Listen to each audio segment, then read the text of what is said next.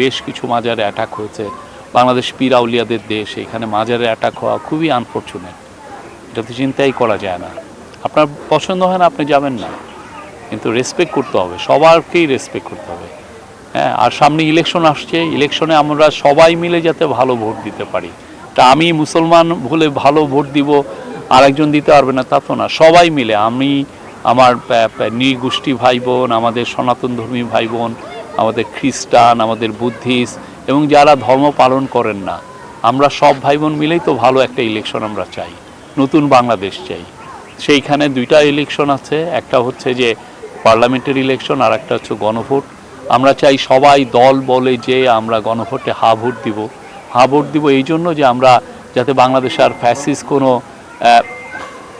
রাজত্বের কায়েম না হয়, বাংলাদেশে যাতে আমার আপনার অধিকার সবসময় অক্ষুণ্ণ থাকে, আমরা যেন এই বাংলাদেশে আপনার আমার কথাগুলো যেন সবসময় শোনা হয়, এরকম একটা বাংলাদেশ। এবং এইখানে জন্য যেই অপশাসন যেটা আমরা আগের রেজিমের অটোক্রেসির সময় আমরা দেখেছি, সেইটা যেন এখানে আর যেন রিপিট না হয়, এটাকে বন্ধ করার বন্দোবস্তই হচ্ছে হলো এই গণভোট। এই গণভোটে আমরা সবাইকে বলছি হা ভোট দিই। কোনো দলের কারো প্রতি ঝুঁকে পড়েনি। কেউ হয়তো বা ভাবছেন যে বেগম খালেদা জিয়া যখন মারা যাওয়ার পরে রাষ্ট্রীয় শোক ঘোষণা করা হয়েছে, ওইটাকে দেখে অনেকে অন্যরকম ভাবছেন। আর সত্যিকার অর্থে উনি জাতীয় নেত্রী ছিলেন।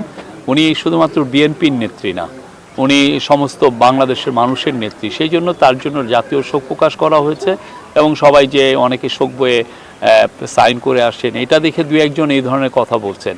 আমরা আবারও বলি, এই নির্বাচনের আগে আমরা লেভেল প্লেইং ফিল্ড করার জন্য সব যা করণীয় সবই করা হচ্ছে।